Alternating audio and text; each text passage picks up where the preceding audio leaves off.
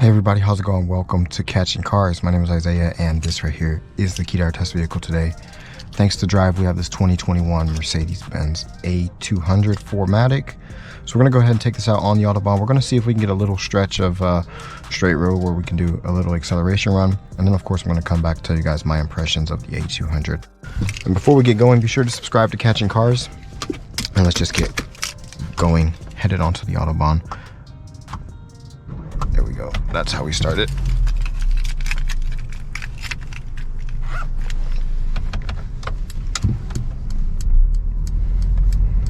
So while we're on our way there, actually I'm going to tell you guys a few things that I noticed.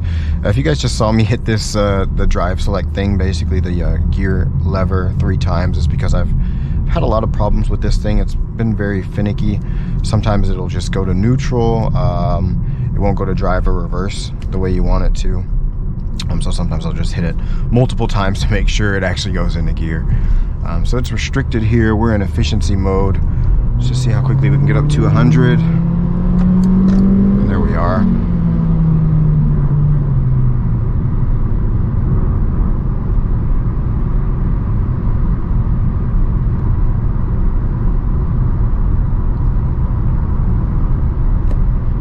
Other than this though, the car's been very solid, feels very well made as well. I actually think this A-Class feels better than the brand new C-Class, honestly, just from the quality, you know, on the interior and everything. Now this one does have the small screens. You can also get bigger screens here. And the 200 version is the one with 163 PS, right around 163 PS. And it feels decently fast. I mean, it's of course no rocket ship again. I think the A180 is too slow. This A200 is okay, and then of course the A220 or A250 would be much better. Or you step all the way up to the A45 AMG, or the A45 AMG S, or the A45S by AMG. That of course is the top notch. That is the one that I would personally get if I was in the market for a vehicle like this. But overall, as I said, this A200 is decent. Now there is a lot of fog here. I was going to try and do an acceleration run here. I think that's going to be a bit too dangerous because nobody can see us on the side of the road there. Yeah, I don't think we're going to be able to do an acceleration run today. We can go ahead and put it in sport mode real quick and just floor it. See how quickly we can get up to speed here. It is a bit whiny. I've had a few passengers in the car as well. They would be like, why is the car so loud? Because it has a small little engine, and it's really working hard to get out those 163 PS and move this thing along, especially with the all-wheel drive as well. This one is a bit heavier, but therefore you don't have any problems with traction at all. Yeah, so overall I can definitely recommend the A-Class.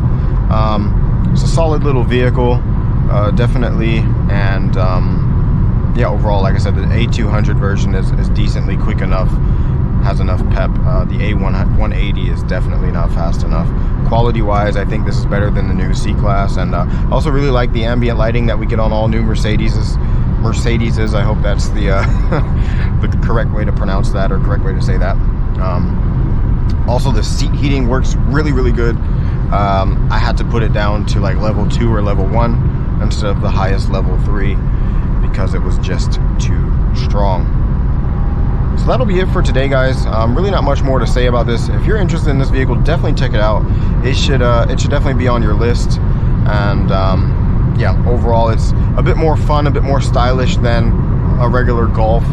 I think I almost prefer this over the A3 as well. I have not driven the 1 Series BMW yet. But yeah, compared to the other two, I think this might almost be my favorite, even though I personally am kind of an Audi fan.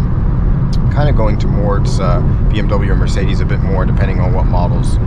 So yeah, overall, I could definitely recommend it.